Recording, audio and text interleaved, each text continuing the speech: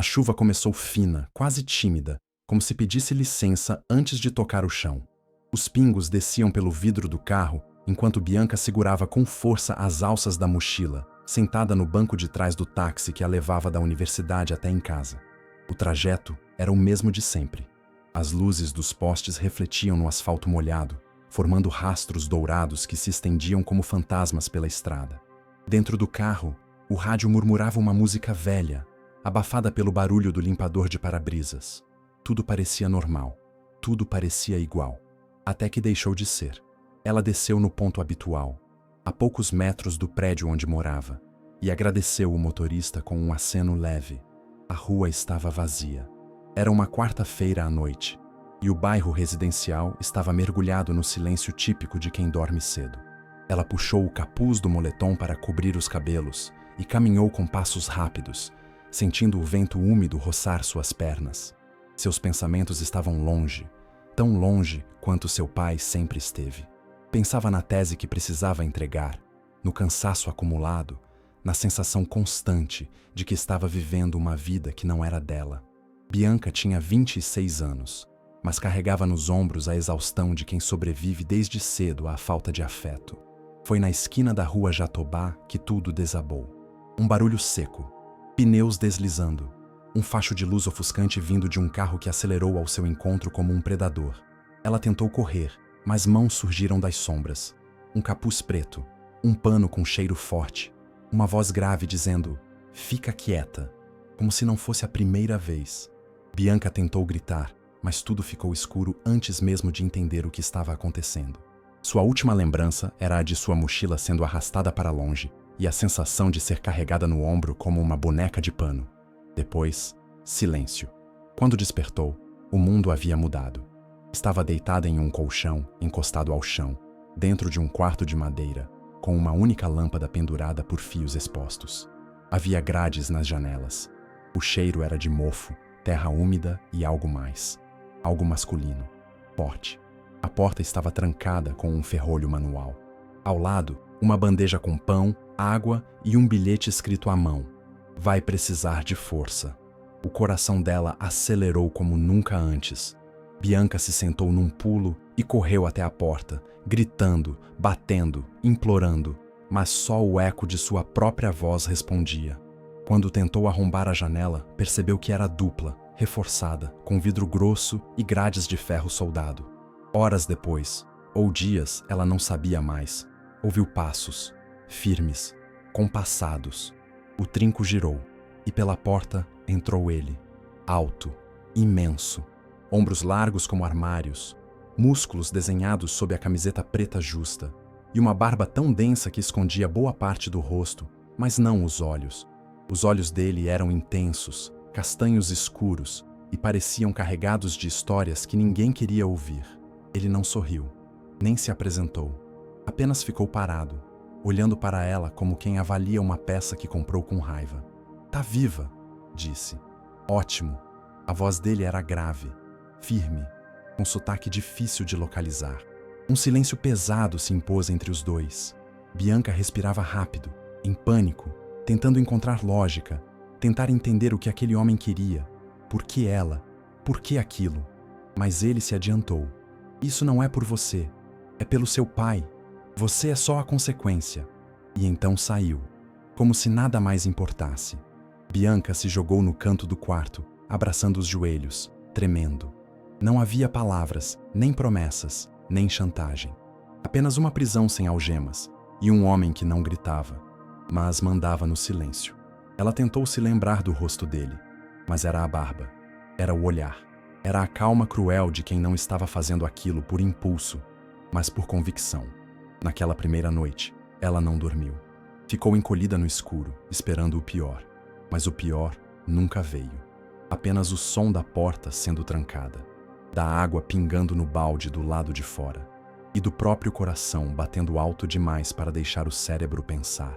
No dia seguinte, uma nova bandeja, um novo bilhete. "Você vai entender, com o tempo." E foi assim que começou. O dia em que tudo parou. O dia em que Bianca foi arrancada do mundo para entrar em outro. Um mundo onde as regras não faziam sentido. onde o bem e o mal se misturavam, onde a liberdade era trocada por segurança, um mundo onde o amor, ou algo parecido com ele, podia nascer da dor. E onde, sem saber, ela conheceria o único homem que conseguiria tocar sua alma, mesmo com mãos que nunca pediram permissão. O tempo não passava. Dentro daquele quarto de madeira e grades, os minutos pareciam se arrastar como sombras que não sabiam para onde ir. Bianca caminhava de um lado para o outro, descalça, com o cabelo desgrenhado e os olhos vermelhos de tanto chorar. O silêncio era uma tortura. Era como se o mundo inteiro tivesse sido engolido por aquele chalé isolado, como se sua existência se resumisse agora a 4 paredes que cheiravam a abandono. Ela gritou, esmurrando a porta com os punhos fechados até sentir os dedos latejarem. Gritou por socorro, por justiça, por alguém, qualquer um, mas ninguém veio, nenhuma resposta. Apenas o som distante de vento e o estalo ocasional de madeira estalando com a umidade da noite. No segundo dia, ela começou a entender que o problema ali não era o que ele fazia, era o que ele não fazia. O sequestrador não a agredia, não a insultava, não se aproximava com ameaças. Ele apenas observava. Entrava no quarto 2 vezes por dia com uma bandeja e saía sem dizer nada, além de comandos curtos, secos, firmes. Coma, durma, tome banho. Bianca, no início, não obedecia. Tentava manter algum senso de dignidade, mas a fome chegou. O frio se tornou insuportável. E então, ela cedeu. Começou a comer em silêncio, com os olhos baixos, como quem sente vergonha por sobreviver. O banheiro era externo, do lado de fora da cabana, mas cercado de câmeras. Ele nunca olhava diretamente para ela enquanto tomava banho, mas deixava claro que tinha controle sobre tudo. As roupas limpas eram deixadas em uma caixa de plástico. Nenhuma peça íntima. Apenas camisetas largas e calças de moletom, todas neutras, sem cor. Bianca começou a sentir que estava sendo apagada, como se ele quisesse que ela esquecesse quem era, onde estudava, o que sonhava. E o mais assustador é que estava funcionando. Ao 3º dia, ela parou de perguntar o nome dele. Percebeu que isso o irritava e percebeu que ele não precisava dizer nada para punir, bastava ignorar. No 4º dia, ela tentou confrontá-lo. Quando ele entrou, firme como sempre, ela levantou a voz. "Você vai me matar?" Ele parou por um instante. Apenas 1 segundo. Mas naquele segundo, o ar ficou mais denso. "Se eu quisesse te matar, já estaria feito", respondeu colocando a bandeja no chão. "Então, o que você quer de mim?" Ele não respondeu. Apenas a encarou com aqueles olhos fundos, densos, e murmurou: "Você vai entender, quando parar de lutar contra o que sente." Essa frase ficou ecoando na mente de Bianca como um veneno lento. "O que sinto?" Ela se deitou no colchão duro naquela noite e tentou se convencer de que só odiava aquele homem. Mas o problema é que havia algo mais. Algo que não conseguia explicar. Um nó no estômago toda vez que ele aparecia na porta. Uma expectativa doentia. Um silêncio que, quando quebrado pela voz dele, fazia o coração disparar. Era medo, ela dizia. Só medo. Mas medo de quê? Do homem? Ou da ideia de que ele a conhecia mais do que qualquer um jamais conheceu? No 5º dia, ela tentou atacá-lo. Pegou uma das peças de madeira da cama e esperou a porta abrir. Quando ele entrou, ela avançou com raiva. Ele segurou seu braço no ar com facilidade, como se ela fosse feita de papel. E pela primeira vez, se aproximou. Seus rostos estavam a centímetros. Bianca sentiu o calor da respiração dele. Os olhos castanhos como carvão ardendo. "Não tente me machucar de novo", disse. "Não sou seu inimigo." Ainda não. Ela esperava um tapa, um grito, qualquer reação de poder. Mas ele soltou seu braço e saiu. Naquela noite, ela não conseguiu dormir. Repassava a cena na cabeça 1, 2, 10 vezes. O modo como ele a segurou com força, mas sem machucar. A firmeza, a frieza, a calma brutal. Havia algo nele que não combinava com o papel de monstro. E isso a confundia mais do que qualquer corrente. Ao 6º dia, ele trouxe um livro. Crime e Castigo. Disse apenas: "Leia. Vai te ajudar a entender." Ela jogou o livro na parede. Depois o pegou de volta. E leu. No 7º dia, Bianca sonhou com ele. Não como sequestrador, mas como sombra, como presença, como algo inevitável. Ela acordou suando, com o nome dele nos lábios, mesmo sem saber seu nome, o coração acelerado e o pensamento mais perigoso que já teve. E se ele não for o vilão dessa história? E se for o único que me entende de verdade? Era o início de uma rachadura, pequena, mas profunda. E sem saber, era também o primeiro tijolo de um novo tipo de prisão. Uma prisão onde o medo se disfarça de afeto e a vítima começa a chamar seu carcereiro de refúgio. Bianca acordou com o som de passos. 2, 3, depois silêncio. Ela já sabia identificar o peso do andar dele, a forma como pisava, como se o mundo ao redor tivesse que ceder. Cada passo dele era um lembrete de que o tempo naquele lugar não pertencia a ela. Era ele quem decidia o que vinha depois. E naquela manhã, algo estava diferente. O barulho da chave girando no cadeado soou mais seco, mais frio. Quando a porta se abriu, Bruno entrou com uma prancheta na mão e uma caixa nos braços. Deixou a caixa sobre o chão com força e disse apenas: "Nova fase. A partir de hoje, você vai seguir regras." Bianca o encarou sem dizer nada. Estava sentada no colchão, abraçada aos joelhos, com o cabelo preso num nó mal feito e as olheiras marcando sua pele. Não tinha mais lágrimas. O choro havia se tornado um luxo de quem ainda tinha esperança. Mas ouvir a palavra regras reacendeu um resto de raiva. Ela apertou os punhos e com voz rouca retrucou: "Regras? Isso aqui é uma prisão. Você quer que eu finja que é um jogo agora?" Bruno se aproximou. Não rápido, não ameaçador, apenas constante, como uma onda que não para de vir. Ele ficou a poucos metros dela, olhou dentro de seus olhos e disse, com a voz mais controlada que já usou: "Prisão é onde você estava antes. A vida que te diziam ser sua. Aquilo era a verdadeira cela. Aqui, você vai ser livre, mas só depois de aprender o que isso significa." Então ele leu. Regra número 1. Banho às 8. A água quente dura 15 minutos. Passou disso, só fria. Regra número 2. Refeições em silêncio. Qualquer reclamação, perde a próxima. Regra número 3. Leitura obrigatória. 2 capítulos por dia. Depois, relatório por escrito. Regra número 4. Jamais mentir. Ele saberia. Sempre sabia. Regra número 5. Obediência é proteção. Desobediência, consequência. Bianca ouviu tudo com o coração disparado. Tentou rir, zombar, dizer que ele era louco. Mas a verdade é que já não sabia mais onde estava o limite entre lógica e insanidade. O mundo que ela conhecia estava tão longe, tão inacessível, que aquelas regras, por mais absurdas que fossem, soavam como as únicas leis possíveis. E, de algum modo perverso, ela começou a obedecer. O banheiro, antes um espaço de terror, se tornou rotina. O primeiro banho quente em dias foi quase um alívio sagrado. Ela chorou embaixo do chuveiro, mas não pelo sequestro. Chorou por sentir que o corpo dela ainda podia ser cuidado, ainda podia ser limpo, e odiou-se por isso. As refeições passaram a vir mais elaboradas. Arroz, frango, legumes no vapor, às vezes chá, às vezes sopa. Sempre no mesmo horário, sempre com talheres de plástico, sempre com um bilhete diferente. Mantenha-se forte. Comer é vencer. Você está indo bem. Ela começou a colecionar os bilhetes. Primeiro por hábito, depois por apego. Começou a acreditar que havia um significado oculto em cada frase.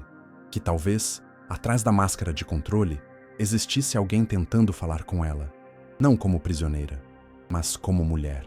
O mais difícil era o relatório dos livros.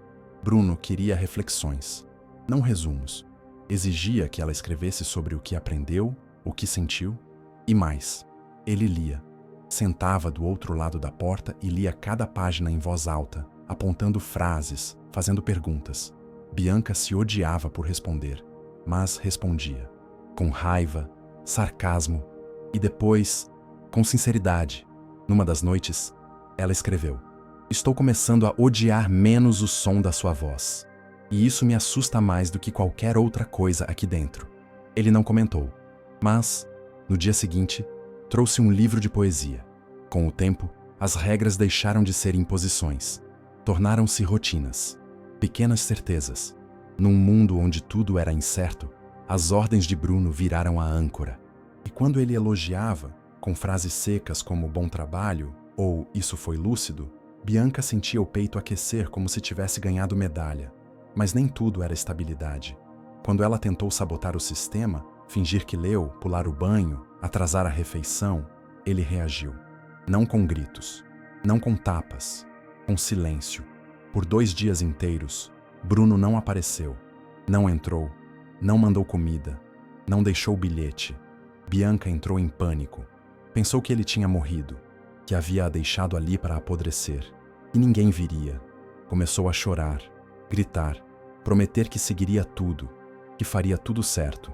E quando ele finalmente voltou, com olhos calmos e barba ainda mais cerrada, ela correu até ele e, pela primeira vez, implorou: "Não me deixa sozinha de novo, por favor." Ele a olhou por longos segundos, depois sussurrou: "Agora você entende. Obediência não é punição, é proteção." Naquela noite, ela comeu tudo, escreveu 5 páginas e dormiu com o bilhete no peito. O bilhete dizia: "Você está renascendo." E talvez estivesse mesmo, mas não como Bianca, não como antes. Ela estava virando outra coisa, algo que ainda não sabia nomear, mas que, aos poucos, começava a entender. Para sobreviver naquele mundo, ela teria que aprender a amar seu próprio carcereiro. O frio apertava nas frestas da madeira, cortante como vidro escondido no vento. Bianca passava mais tempo acordada do que dormindo. Já não sabia que dia da semana era. Os ponteiros do relógio antigo na parede pareciam desacelerar quando ela se permitia pensar demais. Bruno seguia com seus rituais: entrada, bandeja, comandos. Mas algo havia mudado. Os olhos dele estavam mais fundos, mais pesados, como se carregassem noites mal dormidas, ou um segredo prestes a explodir. E foi numa tarde cinzenta, onde a floresta lá fora parecia respirar mais alto que os dois, que tudo desabou. Bianca escrevia quando ouviu o barulho da porta abrindo sem aviso. Bruno entrou com passos mais fortes do que o habitual. Estava com o maxilar travado, o rosto ainda mais sério que o normal. Trazia nas mãos um envelope manchado. O lançou sobre a cama sem dizer uma palavra. "Abre!" ordenou, com a voz arranhando. Bianca hesitou. O envelope era pardo, grosso. Ela o pegou com mãos trêmulas e abriu. Dentro havia recortes de jornal plastificados, todos datados de 7 anos atrás. A manchete principal dizia: "Militar é condenado por sequestro e tentativa de extorsão." O rosto na foto em preto e branco era dele, Bruno, mais jovem, com os cabelos mais curtos, sem a barba. Mas o olhar, aquele olhar, era o mesmo vazio ardente, o mesmo peso de quem carrega o mundo nos ombros. Bianca leu em silêncio. O texto dizia que ele havia sequestrado um empresário, coincidentemente o mesmo sobrenome que ela carregava. Dizia que havia sido denunciado por uma testemunha anônima e que a principal prova usada contra ele foi uma gravação enviada diretamente ao gabinete de seu pai, que na época era secretário de Segurança Pública. Ela levantou os olhos e pela primeira vez perguntou: "Foi meu pai?" Bruno não respondeu de imediato. Sentou na cadeira de madeira do canto, tirou as luvas e passou as mãos pelos olhos. Sua barba parecia mais densa sob a luz fraca. E sua voz, quando enfim veio, parecia ter atravessado quilômetros de poeira. "Eu servi o país por 10 anos. Fiz coisas que você não conseguiria imaginar. Salvei vidas, mas também tirei. Era parte do pacote. Quando saí, achei que conseguiria viver em paz. Aceitei um trabalho particular de segurança. Descobri que o homem para quem trabalhava fazia tráfico de pessoas. Tentei denunciar. Ele riu. Disse que tinha amigos. 1 mês depois, fui preso. Alguém entregou um áudio forjado. E seu pai fez questão de aparecer na imprensa como o herói da faxina moral." Bianca sentiu o corpo gelar. Não era apenas a informação, era o modo como ele dizia, sem vitimismo, sem teatro, como quem apenas tinha aceitado que a vida escolheu ser injusta com ele. "Por que não foi embora? Por que me sequestrou?" Bruno riu, mas não havia humor no som, apenas amargura. "Porque eu queria que ele sentisse, Nem que fosse por um segundo, o que eu senti durante 5 anos de cadeia. Isolamento, vazio, silêncio. Só que você não é ele. Você é outra coisa. Ela sentiu o peito apertar. Pela primeira vez desde que aquele pesadelo começou, não sentiu medo. Sentiu algo que beirava a compaixão. Tentou dizer algo, mas ele continuou. Eu vi seu histórico. Vi suas entrevistas, suas palestras sobre psicologia, sobre trauma. Vi suas fotos. Não escolhi você por acaso. Escolhi porque, quando olhei seus olhos naquela tela, percebi que você também era prisioneira. Não de mim, mas do mundo que fingia te amar. O silêncio que se seguiu foi diferente de todos os outros. Era um silêncio que não pesava, que conectava. Bianca, sem perceber, se aproximou da cama. Sentou-se no colchão com o envelope ainda nas mãos. Eu cresci numa casa cheia de regras. Meu pai nunca me bateu, mas também nunca me tocou com carinho. Tudo era sobre aparência, controle, poder. Quando eu quis mudar de curso, ele ameaçou cortar tudo. Eu fiquei, porque era mais fácil do que lutar. Então sim, sussurrou. Talvez eu também seja prisioneira. Bruno a olhou, como quem não esperava ouvir isso. Como se, pela primeira vez, estivesse diante de uma mulher que não queria vencê-lo, mas compreendê-lo. Por que você ainda está aqui? Perguntou ele, num tom mais suave. Você podia ter enlouquecido, tentado se matar, se entregado. Por que ainda me olha desse jeito? Bianca não respondeu, mas algo em seu olhar disse tudo. Um cansaço compartilhado, uma dor espelhada, uma confissão sem palavras. Porque só quem foi quebrado entende a linguagem das rachaduras. Naquela noite, Bruno não trancou a porta por dentro, deixou-a encostada. E Bianca não fugiu. Ficou sentada no colchão, olhando a madeira do teto, com o envelope aberto no colo e uma certeza perigosa queimando no peito. Ela começava a sentir algo que nenhuma terapia conseguiria apagar. Não era perdão, nem piedade. Era o nascimento do mais complexo dos sentimentos. O desejo de pertencer, mesmo que a dor de outro alguém. O inverno chegou com fúria. Do lado de fora do chalé, a floresta parecia engolida por uma névoa espessa, branca como leite vencido. Os galhos das árvores estalavam sob o peso da geada, e o céu, aquele céu sempre cinza, agora cuspia neve em grãos grossos, como se o tempo tivesse se congelado para assistir ao que aconteceria ali dentro. Bianca acordou tremendo. A pequena lareira que aquecia o quarto há dias havia se apagado. A lenha acabou. Os cobertores pareciam finos demais. E, pela primeira vez, ela sentiu que não sobreviveria só com força de vontade. Bruno entrou ao meio-dia. Diferente de antes, não trazia comida. Trazia uma caixa de roupas térmicas, uma garrafa térmica com sopa quente e o rosto ligeiramente úmido da neve que já grudava na barba. Olhou para ela com seriedade e avisou.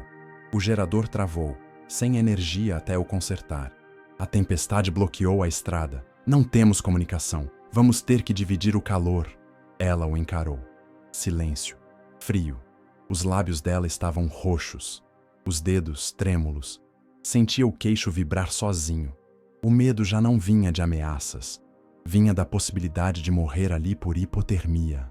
Ainda assim, resistiu. Sentar perto? Dormir junto?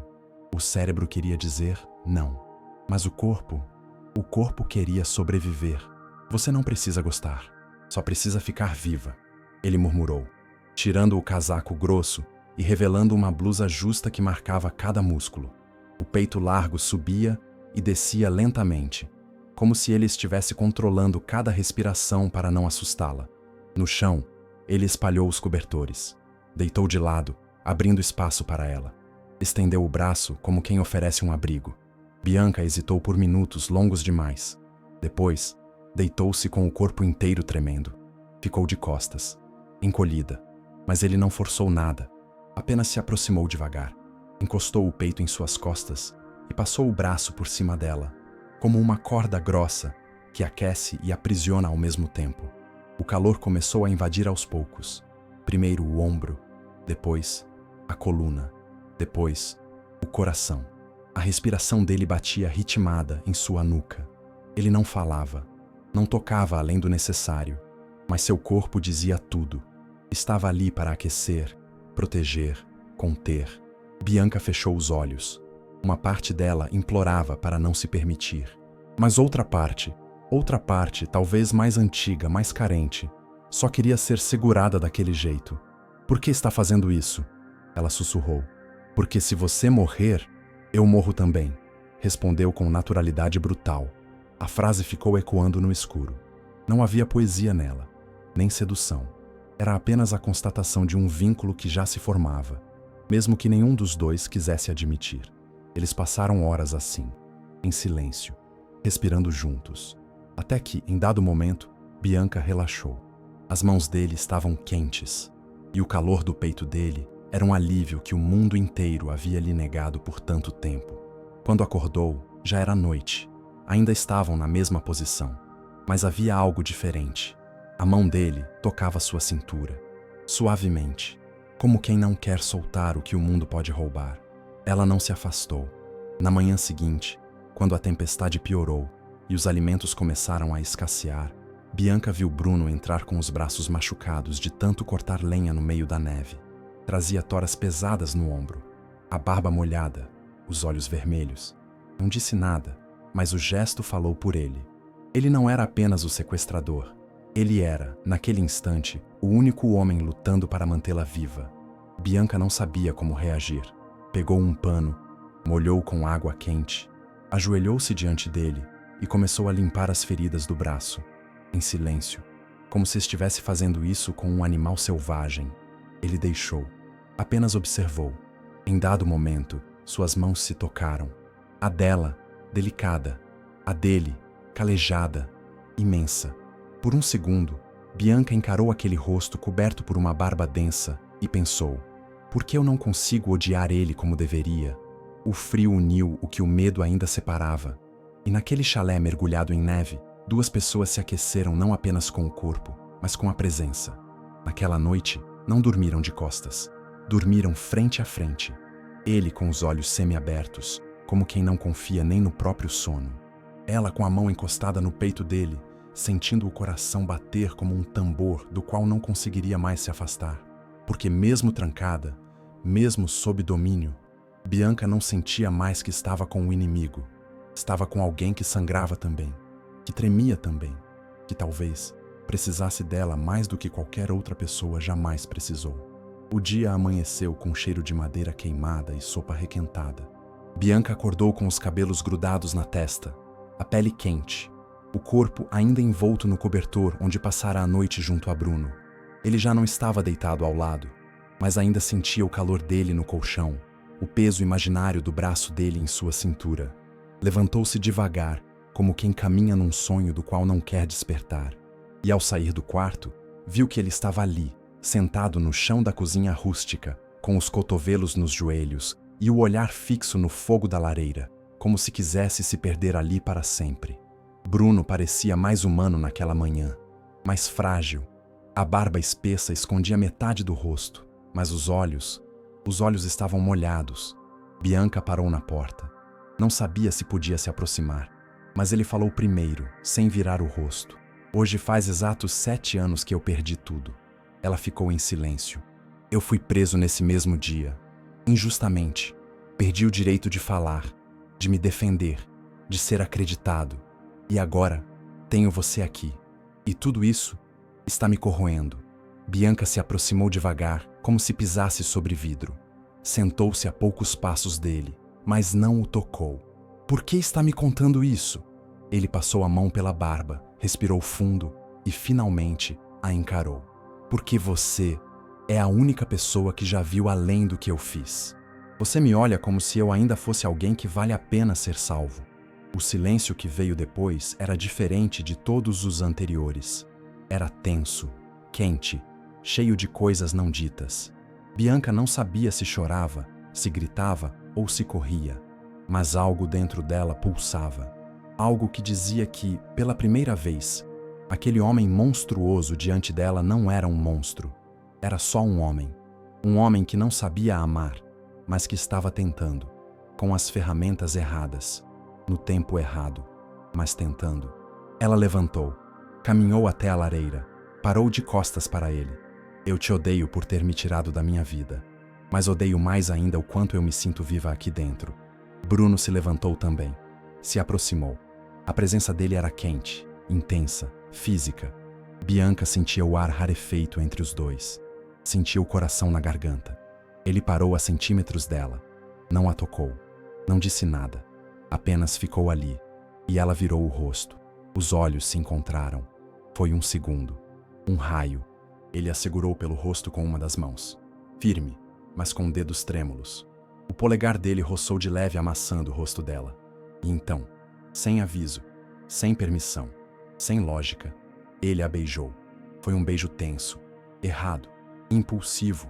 Um beijo que não devia ter acontecido, mas que carregava dias, semanas, silenciosamente acumulados. Ele a puxou com força, mas não com brutalidade, como quem segura algo que pode escorregar para sempre. Ela resistiu por meio segundo. Depois, se entregou. Os lábios dele eram quentes, barba áspera, mãos grandes, coração acelerado. Ela respondeu, com raiva, com fome, com medo, com vontade.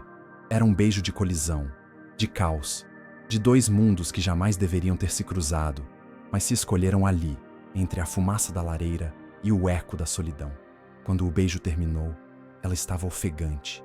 As mãos dele ainda seguravam seu rosto, e ele a olhava como quem acabara de destruir a única coisa que queria proteger. Eu não devia, murmurou. Bianca se afastou. Um passo, dois. Tocou os próprios lábios com os dedos. Estavam ardendo. Você não devia, repetiu ela, com a voz falha, e então correu. Entrou no quarto, trancou a porta por dentro e desabou em lágrimas. Não era arrependimento, não era culpa, era desespero, porque naquele beijo ela percebeu o que não queria admitir. Ela já não era mais só refém, ela estava emocionalmente presa a ele, e o mais assustador é que já não queria escapar. O tempo passou diferente depois do beijo, como se o relógio finalmente tivesse se rendido ao que acontecia ali dentro. Os dias deixaram de ser contados por datas. Agora Bianca media o tempo pelo olhar de Bruno. Quando ele a olhava com dureza, era manhã. Quando suavizava, era noite. E quando evitava os olhos dela por tempo demais, era porque o conflito entre eles havia saído das palavras e entrado no espaço entre os corpos. Um espaço que, a cada dia, diminuía sem aviso. Ela não falou sobre o beijo, nem ele, mas estava ali, entre os dois, como uma parede invisível que não impedia a aproximação, apenas a tornava mais carregada. Bianca passou a dormir melhor, a comer com mais vontade, e até os relatórios de leitura começaram a ganhar outro tom. Menos resistência, mais reflexão. Bruno lia tudo com atenção silenciosa, e às vezes, corrigia com frases secas. Isso não é verdade. Você não acredita nisso. Tente mais fundo. Você sabe que sente diferente. Rani, você tem medo de admitir o que pensa. E o mais perturbador era que ele estava certo. Bianca já não sabia se os pensamentos eram seus ou se estavam sendo moldados por ele. Mas pela primeira vez na vida, alguém a via por dentro. Não como uma filha perfeita, nem como uma estudante promissora, nem como uma vítima. Bruno a via como um ser em reconstrução. E ela se agarrava a isso com a fome de quem passou a vida inteira sendo invisível. A casa, antes claustrofóbica, passou a parecer aconchegante. O cheiro da madeira, antes sufocante, agora lembrava abrigo. As janelas com grades ainda estavam lá, mas o que doía não era a impossibilidade de sair, e sim a ideia de que, lá fora, ninguém jamais a amaria da forma que estava sendo amada ali dentro. Porque sim, ela estava sendo amada. De um jeito torto, silencioso, obcecado, mas era amor, ou algo que se parecia tanto com isso, que talvez fosse até mais intenso do que o real. Bruno não tocava nela novamente, não cruzava mais nenhuma linha, mas cuidava, estava sempre ali, e a forma como deixava café quente na mesa, como colocava cobertores extras na cama sem que ela pedisse, como fingia não escutar quando ela chorava. Tudo isso era amor, mesmo que nenhum dos dois ousasse dar esse nome. Numa tarde, Bianca ficou doente. Febre alta, tontura, vômitos. Bruno surtou. Trocou os lençóis, Mediu a temperatura dela de hora em hora, fez compressas na testa e passou a noite inteira sentado no chão, com o corpo encostado na parede, velando o sono dela como quem vigia o último pedaço de si. Quando ela abriu os olhos, murmurou confusa: "Você ficou? Eu nunca fui embora." Foi nessa frase que Bianca percebeu. Ela nunca tinha tido isso antes. Presença. Alguém que não fosse embora no dia ruim. Alguém que ficasse mesmo quando ela estivesse fraca, feia, imprestável. Naquela mesma semana, ela pediu um livro novo. Na noite seguinte, cozinhou algo com os poucos ingredientes disponíveis. Ele elogiou. No outro dia, ela limpou o chão. Por vontade própria, não por obrigação. A prisão deixava de ser prisão. Estavam criando uma casa, ou algo perto disso. Bianca começou a desenhar. Rostos, fragmentos. Escreveu poemas, escondeu bilhetes no vão da cama. E um dia, perguntou: "Por que você nunca me pergunta como eu me sinto?" Bruno a encarou, sério. "Porque você passaria a mentir para si mesma. E eu nunca quis isso. E se eu dissesse que gosto de estar aqui, eu diria que isso te faz mais livre do que muita gente lá fora." E talvez fosse verdade. Bianca pensava em sua antiga vida. O pai distante, a rotina vazia, os homens que só queriam seu corpo ou seu sobrenome. E comparava com aquilo. Uma casa pequena, um homem duro, mas presente. Um silêncio cheio de significado. Um quarto que a conhecia mais do que seu antigo lar jamais conheceu. Certa noite, ela se olhou no espelho quebrado do banheiro e sussurrou para o próprio reflexo: "Eu não sou mais a mesma. Eu não sou mais uma vítima. Eu sou alguém nova. Alguém que nasceu aqui." E pela primeira vez, sorriu. Não com os lábios, com os olhos. Ela não sabia ainda, mas já havia escolhido. Não com palavras, mas com gestos. Bianca já não queria escapar. Queria entender por que o mundo lá fora a fazia sentir menos viva do que aquele homem que a trancou e a ensinou a se amar a partir da dor. A prisão tinha virado abrigo e o sequestrador, refúgio. A casa já não era silenciosa. O que preenchia os cômodos agora não era mais ausência. Era tensão, palpável, densa, como um cheiro invisível que grudava na pele e fazia a respiração pesar. Bianca acordava antes do sol nascer e ficava deitada, olhos abertos, esperando os passos dele no corredor. Esperando sentir o som da vida entrando no quarto. Esperando o ritual do café, da rotina, da presença. E quando Bruno demorava, mesmo que por minutos, o coração dela acelerava como se estivesse prestes a perder algo valioso. Não era medo, não era amor, era dependência emocional. Bruno, por sua vez, estava mais contido, evitava toques, olhares longos e falava menos que o habitual, como se estivesse tentando proteger a ela ou a si mesmo. Mas o corpo dele o traía, os punhos cerrados ao vê-la com os cabelos molhados, a respiração alterada quando ela passava muito perto, os olhos que, mesmo sem querer, paravam nos lábios dela por tempo demais. E Bianca percebeu. Não só percebeu, ela começou a explorar. No início foi sutil, um elogio ao perfume do sabão, uma pergunta inocente demais sobre o corpo dele, um comentário sobre o calor da pele dele nas noites frias. Depois, ela passou a se arrumar, a pentear o cabelo, a usar uma das camisetas largas dele, não por falta de opção, mas por desejo de sentir o cheiro dele no tecido. Andava pela casa descalça, com passos leves e com o olhar firme. Não era mais a prisioneira, era uma mulher, testando as grades com um sorriso nos lábios. E ele sentia cada provocação como se fosse um desafio direto à sua armadura. Bruno passava mais tempo no lado de fora da cabana, cortava lenha com brutalidade, treinava com sacos de areia improvisados. Suava como um animal, tentando suprimir algo que o corroía de dentro. Mas bastava entrar na casa e sentir o cheiro dela, o som da voz dela, e tudo voltava. A tensão, o desejo, a culpa. Certa tarde, Bianca deixou um bilhete na bandeja do jantar.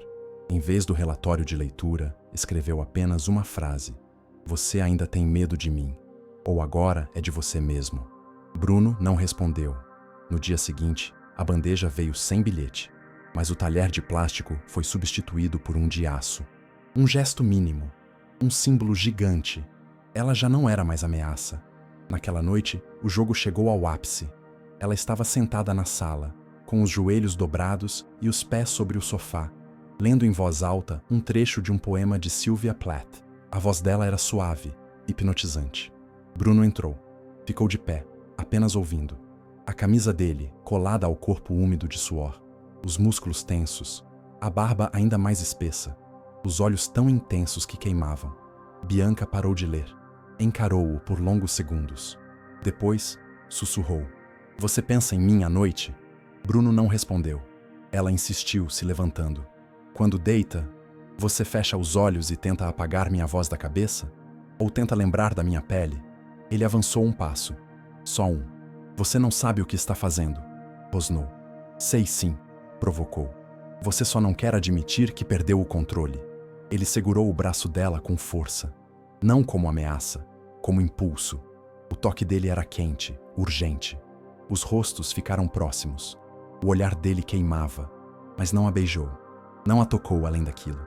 Apenas disse, se eu te tocar de novo, não vai ter volta. Ela sussurrou. E quem disse que eu quero voltar? Mas ele a soltou. Virou de costas. Foi embora. E naquela noite, Bianca chorou. Não de rejeição, mas porque, pela primeira vez, entendeu. O domínio não era mais dele sobre ela. Era dela, sobre o desejo dele. E isso a assustava mais do que qualquer chave ou tranca, porque o poder mudou de mãos. E no amor nascido do medo, quem controla também está preso. Era noite. Uma daquelas noites em que o mundo parece suspenso entre o agora e o nunca mais. A floresta lá fora estava em silêncio absoluto, como se as árvores também prendessem a respiração. Dentro do chalé, tudo estava escuro, exceto pela lareira, que lançava sombras alaranjadas contra as paredes, como se o próprio fogo assistisse ao que viria. Bianca estava sentada no sofá, com as pernas dobradas, os olhos fixos nas chamas. Não lia, não escrevia, só esperava, por ele, por algo, por si mesma. Bruno entrou sem fazer barulho, sem botas, sem armas, só ele, pele, barba, olhar. Usava uma blusa simples colada ao corpo, marcada pelo suor do dia. As veias dos braços pulsavam. Os olhos não fugiam mais. Ele ficou parado a poucos passos. Não falou. Apenas olhou. Bianca se levantou, lentamente. Os pés descalços tocaram o chão de madeira como se fosse sagrado. Caminhou até ele. 1, 2, 3 passos. Parou a poucos centímetros. O ar entre eles parecia eletrificado. O coração dela batia alto. O dele, ela podia sentir sem encostar. Você me quer, ela disse. Não como pergunta, como certeza. Bruno manteve o silêncio, mas o maxilar dele travou. As narinas se alargaram. Os olhos quase fecharam. Então por que você ainda resiste? Bianca sussurrou. Ele a olhou com tanta dor que pareceu sangrar. Porque quando eu tocar você, não vai ter mais volta. E eu não sei se mereço o que vem depois. Ela se aproximou mais. Encostou o peito no dele, as mãos em seu rosto. A barba arranhava os dedos, mas ela não recuou. Eu já fui embora de mim mesma antes, mas agora eu estou inteira, aqui, com você. Bruno não respondeu, apenas a puxou. O beijo veio como um rompimento de diga. Não havia mais contenção. Era fome, desespero, entrega. As mãos dele seguravam sua cintura como quem segura o próprio destino. Os lábios esmagavam os dela num ritmo quase violento, mas cheio de emoção crua, selvagem, urgente. Ela respondeu com o corpo inteiro, os braços envoltos em seu pescoço, as pernas fraquejando, a respiração entrecortada. O calor subia, espesso, como vapor entre pele e alma. E quando ele a carregou no colo, Bianca não resistiu. Enterrou o rosto no pescoço dele, sentindo o cheiro do sal, da lenha, da vida. Ele a levou até o quarto sem dizer uma única palavra. Mas tudo já estava dito. A porta foi fechada. As roupas foram tiradas como camadas de dor antiga. Os corpos se encontraram como dois náufragos que finalmente chegam à mesma ilha. Bruno era força, era domínio, mas era também cuidado. Beijava como quem pede perdão e ao mesmo tempo se vinga do mundo. As mãos dele mapeavam o corpo dela como se precisasse decorar cada centímetro para sobreviver. E Bianca chorava, em silêncio, porque ali, naquele momento, não era apenas prazer, era libertação, era amor proibido, condenado, nascido da dor, mas era amor. Eles fizeram amor com a brutalidade dos que não sabem se terão um amanhã, com a delicadeza de quem carrega um ao outro dentro de feridas ainda abertas. Ele a olhava o tempo todo, como quem duvida que aquilo está acontecendo, como quem precisa memorizar tudo, como quem ama. Depois, ela ficou deitada em cima do peito dele, ouvindo o coração dele bater, forte, suado, desgovernado. Os dedos dele percorriam seus cabelos em silêncio, e quando ela finalmente falou, foi num sussurro que parecia uma oração. Eu não sou sua refém, eu sou sua escolha. Bruno não respondeu de imediato, apenas a abraçou mais forte. Depois sussurrou, com a voz falha, e você é minha maldição mais bonita. Naquela noite, não houve grades, não houve cadeado, não houve comando. Houve só duas pessoas quebradas, tentando se amar com o que restou de si. E ali, Bianca entendeu. O cativeiro não era o lugar, era o outro, era ela. Era o mundo que existia entre os dois. E naquele mundo, pela primeira vez, ela quis permanecer. O dia amanheceu com um silêncio diferente. Não era ausência de som, era ausência de guerra.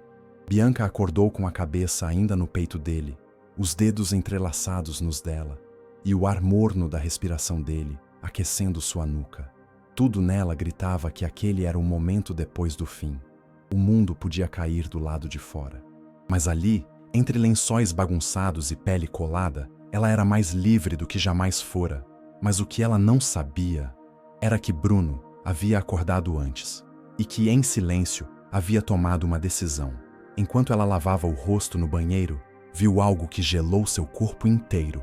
A chave, ali, sobre a pia, solta, exposta, esperando. Ela saiu. Procurou por ele no quarto, na cozinha, no lado de fora. Nada. A porta da frente estava aberta. Pela primeira vez desde que chegou ali, ela podia sair. O coração disparou. As pernas vacilaram. O instinto gritou, mas a alma silenciou. Bianca passou pela soleira com passos incertos. O sol batia nos olhos, forte demais para quem passou tanto tempo na penumbra. A floresta a cercava com seu verde úmido e denso. Ela andou, viu o caminho, a trilha, o fim da estrada. Era real, estava livre, mas a cada passo que dava, o peito apertava mais. As mãos tremiam, as lembranças explodiam. Ela viu Bruno limpando as feridas dela. Viu ele segurando sua mão durante a febre. Viu ele chorando em silêncio depois do beijo. Viu o homem quebrado, sujo de dor, mas tentando amar com o que lhe restava. E sentiu de novo, tudo. Amor, sim amor. Bianca parou, no meio da trilha, sozinha. O vento frio roçando seu rosto. E pela primeira vez, chorou alto. Não era desespero, era certeza. Certeza de que por mais que aquilo fosse loucura, disfunção, doença, ali, no peito daquele homem, ela encontrou algo que ninguém nunca lhe deu: permanência. E então ela voltou, correu, subiu a trilha, entrou pela porta escancarada, encontrou Bruno na cozinha, de costas, com as mãos apoiadas na pia, o rosto escondido. Quando ele ouviu os passos, não virou, não respirou, não esperava. Eu tive a chance de ir, ela disse com a voz embargada. Eu fui, eu vi o caminho, mas eu só via Bruno você. virou. Os olhos marejados, os ombros tensos. Você devia ter ido, devia ter se salvado de mim. Ela se aproximou, encarou-o nos olhos com mais firmeza do que jamais teve. Você não entende, eu nunca fui salva, nem antes de você. Só aqui, eu me encontrei, porque pela primeira vez alguém me olhou e ficou. Ele caiu de joelhos, ajoelhou-se diante dela, a barba encostada na barriga dela, as mãos tremendo. Me perdoa, ele sussurrou, por tudo, por todos os dias em que você chorou por minha causa, por ter te sequestrado, por ter confundido dor com redenção. Eu só queria que alguém me visse, e você viu. mesmo quando eu ainda era sombra. Bianca o abraçou, forte, como quem segura o que o mundo inteiro tentará arrancar. Você me deu a pior e a melhor coisa da minha vida, a dor que me acordou, o amor que me recriou. E eu escolho isso. Escolho você. Ali, naquela casa ainda cercada por grades, ela escolheu ficar. E ali, no chão frio da cozinha, ele escolheu não fugir mais de si mesmo. Do lado de fora, a floresta permanecia indiferente, mas dentro da casa, o tempo havia parado, não como prisão, mas como eternidade. E era isso que assustava mais. Não era ele que a mantinha ali, era o que ele a fazia sentir. E isso não tinha chave. Era uma manhã clara, com céu limpo e cheiro de café recém-passado. Bianca vestia uma das camisas de Bruno, larga demais, cobrindo as coxas nuas, enquanto caminhava descalça pela casa. Tinha acabado de escrever um texto que começava com as palavras: "O amor não nasce só da liberdade. Às vezes, ele brota no chão duro do impossível", mas não teve tempo de terminar, porque o barulho veio, alto, cortante, desesperado. Helicópteros, vários. O som dos rotores cortando o ar explodiu sobre o telhado como um trovão antecipado. Depois vieram os gritos, homens fardados, latidos de cães, sirenes, vozes em megafones. "Casa cercada! Senhor Bruno Costa, saia com as mãos para o alto!" Bruno parou no meio da sala, imóvel. Bianca, com os olhos arregalados, correu até ele. Pegou sua mão, apertou. "Eles me encontraram", ele disse com a voz baixa, sem pânico, sem pressa. Apenas resignação. Ela o olhou. O mundo inteiro parecia girar ao redor deles. Mas ali, naquele ponto fixo no tempo, só existia uma pergunta pairando. O que vem depois do fim? Ele a empurrou levemente para o canto da sala. "Se esconde. Deixa que eles me levem." "Não", Bianca respondeu. "Eu vou com você. Eles não vão te ouvir. Vão te tratar como vítima. Porque eles não sabem que eu amei você." O barulho aumentava. As portas foram arrombadas. A casa invadida. Luzes fortes. Gritos. Armas em punho. Bianca foi agarrada por 2 policiais. Gritou. Lutou. "Não! Eu não quero ir! Me solta! Senhorita, você está em choque. Está em perigo. Ele vai ser neutralizado. Ele não é um monstro. Eu amo ele." O silêncio que se seguiu foi mais ensurdecedor que todos os sons anteriores. Os policiais pararam. Os olhos se voltaram para ela. Bianca, com a voz falha, a camisa dele no corpo e os olhos marejados, repetiu: "Eu fiquei porque quis. Ele me deu a opção de ir. E eu voltei. Isso é amor. Mesmo que vocês não entendam." O comandante se aproximou. "Você está com síndrome de Estocolmo. Não tem culpa. Está sendo manipulada." Bianca deu um passo à frente. "E se for? E se a minha liberdade for amar quem me manteve viva quando todo o resto me ignorou?" Bruno, algemado, foi puxado para fora. Bianca tentou correr até ele. Foi impedida. Chorava. Gritava o nome dele. Do lado de fora, a imprensa. Flashes. Câmeras. Manchetes gritando: "Filha de político se apaixona pelo próprio sequestrador. Vítima ou cúmplice? A polêmica da prisão nas montanhas. Romance no cativeiro. O amor proibido que chocou o país." No camburão, Bruno manteve o olhar fixo na janela. E no momento exato em que os olhos dele encontraram os de Bianca, algemada à decisão que não podia mais desfazer, ela gritou com o pulmão cheio de tudo que não pôde dizer antes: "Eu escolhi ele! Entenderam? Eu escolhi!" Mas ninguém ouviu. Ou talvez ninguém quisesse ouvir, porque o mundo prefere vítimas claras e monstros óbvios. E naquele amor havia zonas demais, dor demais, verdade demais. E assim, separaram-se. Um levado como criminoso, outro tratado como doente. Mas ambos sabiam. A prisão havia mudado de endereço. Agora, o cárcere era o mundo. E o único lugar onde foram livres foi dentro um do outro. O quarto era branco demais, frio demais, limpo demais. As paredes lisas, sem quadros. A cama de lençóis engomados. A janela pequena com grades finas. Não como as da cabana, mas piores. Porque essa prisão vinha com diagnóstico. Bianca estava internada havia dias, talvez semanas. Ninguém lhe dava datas, só comprimidos, só sessões, só perguntas. Quando começou a desenvolver afeto pelo seu agressor? Você sabe que isso é um mecanismo de sobrevivência, não sabe? Ele te obrigava a dizer que o amava? Bianca não respondia. Não porque não soubesse o que dizer, mas porque ninguém queria escutar a verdade. Ela era visitada por psicólogos, assistentes sociais, jornalistas disfarçados de médicos, todos com a mesma missão: desconstruí-la. Como se o amor que nasceu na dor fosse um tumor a ser extraído. Como se o que ela sentia fosse um delírio temporário, um erro químico. Diziam que ela precisava de tempo, de distanciamento, de racionalidade. Mas o que ela precisava era dele. Na primeira semana, Bianca quebrou um espelho, não para se machucar, mas para provar que ainda era capaz de fazer algo sem permissão. Gritou. Não de raiva, mas para lembrar que ainda tinha voz. Depois, ficou em silêncio absoluto por 3 dias. Foi diagnosticada com trauma extremo. Tentaram sedá-la. Ela fingiu tomar os comprimidos. E escreveu, nas paredes do banheiro, com a própria escova de dentes: Eu amei com consciência. Não me curem do que me completou. Prefiro minha loucura à sanidade de vocês. O pai apareceu, terno bem passado, olhar duro. Disse que faria de tudo para protegê-la. Você não tem ideia do que está dizendo, filha. Esse homem destruiu sua vida. Ele não destruiu, Bianca respondeu, pela primeira vez em voz alta. Ele me viu, e ninguém mais fez isso antes. Você está doente.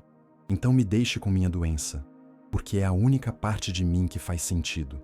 Depois disso, ele nunca mais voltou. O nome de Bruno aparecia nos noticiários com frequência. Sequestrador condenado, soldado rebelde, a face do distúrbio. Mas ninguém contava a parte dela, o amor dela, a escolha dela. Bianca começou a escrever, um diário escondido dentro do colchão. Páginas e mais páginas, sobre as conversas, os silêncios, o cheiro da barba dele, o som dos passos no chão de madeira, o gosto do beijo, o peso da ausência. Ela escrevia para não enlouquecer, escrevia para lembrar que tudo foi real, escrevia para que o mundo não a roubasse dela mesma. A diretora da clínica a chamou para uma conversa. Tentou convencê-la a assinar um termo de que estava confusa, manipulada, que Bruno a coagiu emocionalmente, que aquilo era o melhor para o processo legal. Se você disser que foi amor, ele pega perpétua. Se disser que foi manipulação, podemos reduzir a pena dele e te tirar daqui mais cedo. Bianca respirou fundo, encostou os cotovelos sobre a mesa e respondeu com a voz mais firme que já usou na vida. O que vocês chamam de manipulação, eu chamo de reconhecimento. E se amar ele me condena, então eu aceito a sentença. Naquela noite, ela escreveu no diário: Não sou mártir, não sou doente. Eu sou mulher e amei com tudo o que tinha. Bianca não queria a alta, não queria cura. Ela queria memória, porque o que sentiu naquela cabana, naquela cama fria, nos braços daquele homem que o mundo odeia, foi a primeira e única vez que sentiu que pertencia a alguém, e que alguém, enfim, pertencia a ela. O tribunal estava lotado. Câmeras por todos os lados, flashes disparando como lâminas. Advogados se ajeitavam nos bancos, jornalistas cochichavam atrás de bloquinhos de anotações, e familiares de Bianca sussurravam como se a vergonha fosse um vírus em suspensão no ar. Do lado de fora, cartazes se acumulavam. Monstro! Estupro emocional é crime. Ela precisa ser salva. E outros, mais silenciosos, mais raros. Amor não se explica. Deixem ela falar. Bruno entrou algemado.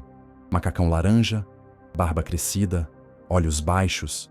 Mas quando viu Bianca no banco das testemunhas, o tempo congelou. Seus olhos, aqueles olhos escuros e densos, se ergueram como se fossem a última tentativa de respirar. E ali estava ela, cabelos soltos, rosto limpo, vestida com um vestido simples, sem maquiagem. Mas havia algo diferente. Bianca não era mais a mesma. Ela carregava no olhar a firmeza de quem já foi apagada e decidiu reacender-se sozinha. O juiz fez silêncio. O promotor iniciou. Desculpe, a vítima, afirma que o relacionamento foi consensual. Mas é evidente, meritíssimo, que trata-se de Síndrome de Estocolmo. Ela foi manipulada, isolada, vulnerável. É uma mulher fragilizada, confundida, incapaz de discernir afeto de dominação. A defesa pediu que Bianca fosse ouvida. O juiz concedeu. Ela subiu ao púlpito, respirou fundo. E então começou. Meu nome é Bianca Torres. Tenho 26 anos. E sim, fui sequestrada. Sim, fui mantida em um lugar contra minha vontade no início. Mas, a partir de certo ponto, a porta foi destrancada. E eu escolhi ficar. O murmúrio na sala foi imediato. O juiz bateu o martelo. Ela continuou. O que vivi com Bruno não é simples. E não quero convencer ninguém a romantizar isso. Mas vocês me perguntam o tempo todo, por que não fugiu? E eu pergunto de volta, por que ninguém nunca correu atrás de mim quando eu estava presa em uma vida fria, silenciosa, sem amor, sem toque, sem escuta? Por que quando era livre, eu era tão invisível quanto fui nesse tribunal? A promotoria tentou interromper. Senhorita, estamos aqui para julgar um crime, não para filosofar sobre relações. Então julguem. Ela respondeu com força. Julguem ele pelo que ele fez. Mas saibam que não foi só ele que me manteve presa. Foi a vida. Foram vocês. Foi a sociedade que prefere uma mulher morta a uma mulher que ama alguém fora da lógica. Ela se virou para Bruno. Você me sequestrou, sim. Mas o que me segurou lá não foi a tranca. Foi o modo como você me via. Como ninguém jamais viu. Você me amou com os cacos que tinha. E eu te amei com a parte de mim que ninguém nunca quis. A juíza pediu ordem na sala. A mãe de Bianca chorava no fundo. O pai estava com o rosto enfiado entre as mãos. O público estava dividido entre indignação e fascínio. Mas a decisão final estava nas mãos da lei. Bruno foi condenado. 5 anos e 8 meses.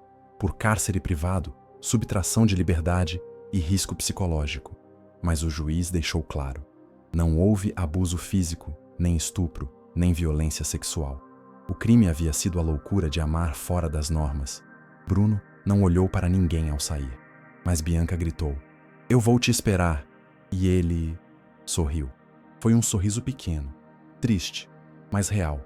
Porque naquele segundo, entre o peso das correntes e o julgamento do mundo, ele sabia. Ela ainda era dele. E ele ainda era dela.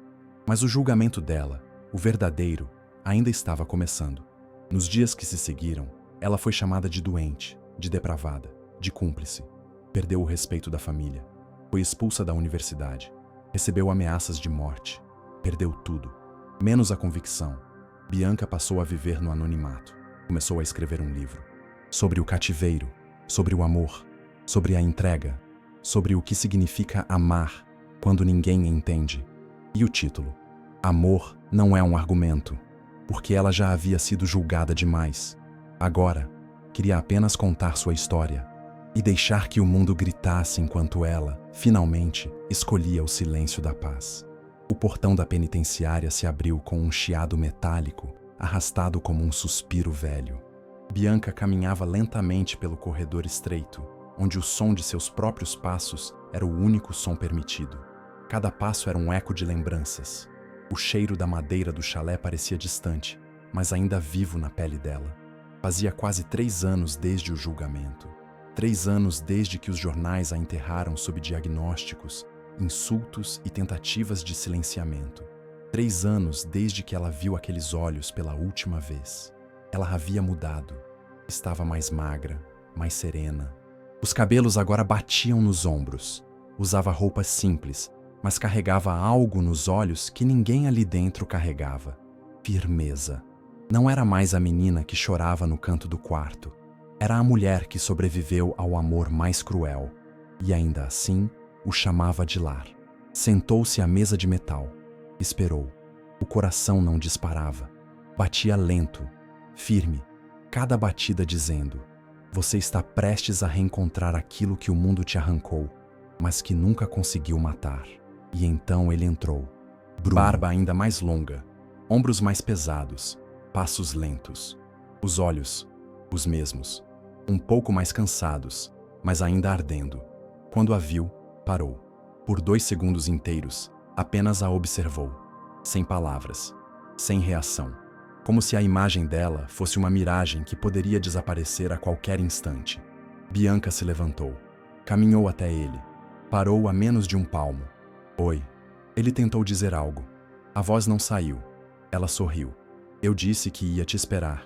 Bruno fechou os olhos. 2 lágrimas escorreram, sem som, sem tremor, como chuva mansa depois da seca. Você não devia estar aqui. Eu nunca devia ter ido embora. Ele a tocou. Com uma das mãos trêmulas, encostou na bochecha dela. Sentiu o calor, o cheiro, a realidade. Bianca segurou a mão dele com as 2 mãos. Apertou. Eu escrevi um livro. Eu sei, ele respondeu. Um dos carcereiros me deu escondido. Ela riu. E o que achou? Que você é mais corajosa do que eu jamais fui. Bianca se sentou. Ele também. Os 2 ficaram ali, um de frente para o outro, como antes, como sempre, mas com o tempo como inimigo. 1 hora. Era o que tinham. Eu sonhei com você todas as noites, ele disse. Mas nos sonhos, você nunca voltava, porque nos seus sonhos, você ainda se odeia. E nos seus, nos meus, você sempre está me esperando na porta. Silêncio. Ele a olhou com os olhos vermelhos. Eu queria poder te dar uma vida melhor. Você me deu a única coisa que ninguém nunca me deu. Você ficou. Ele sorriu. Triste. Lindo. Como sempre. Você vai voltar? Ela olhou para o relógio. Toda semana. Até você sair. E depois? Ela se inclinou. Encostou a testa na dele e sussurrou. Depois, a gente reconstrói a cabana. Mesmo que seja dentro de um apartamento minúsculo no meio da cidade. Onde você estiver, será o meu refúgio.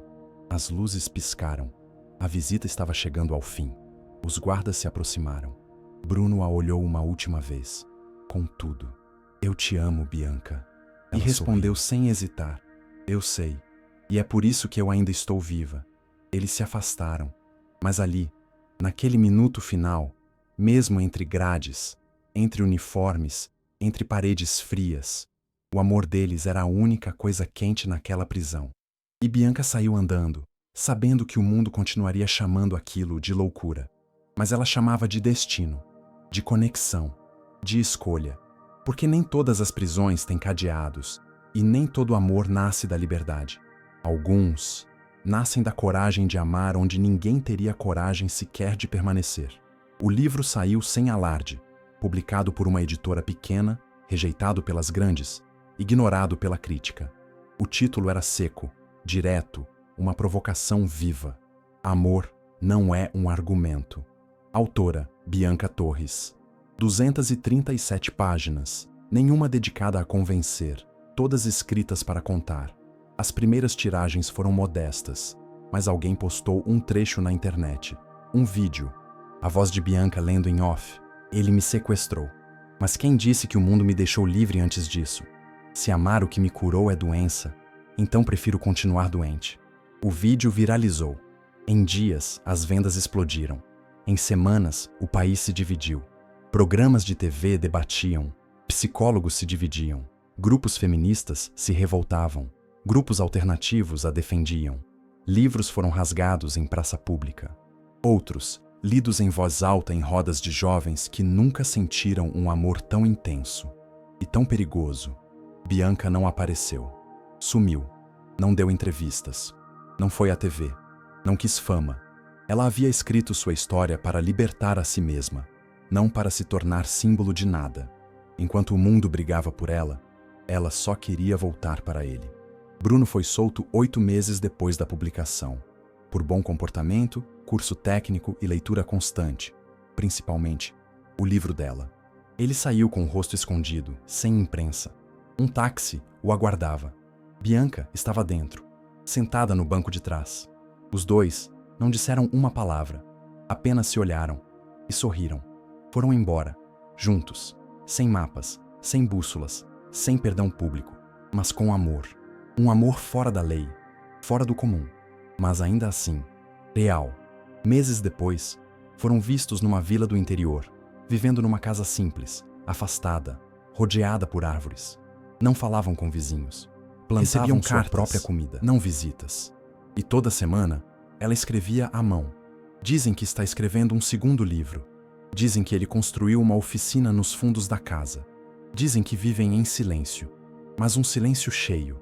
Num mundo onde tudo é barulho, julgamento e urgência, eles decidiram que o verdadeiro refúgio não era a cabana, nem o cativeiro, nem a liberdade.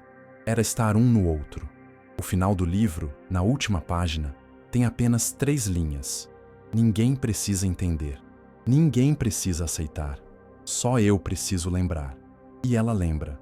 Todas as manhãs, quando acorda com o rosto colado à barba dele. Todas as tardes, quando o vê carpindo o jardim com mãos calejadas. Todas as noites, quando se deita ao lado do homem que o mundo chamou de monstro, mas que foi para ela o único que ficou quando todos foram embora.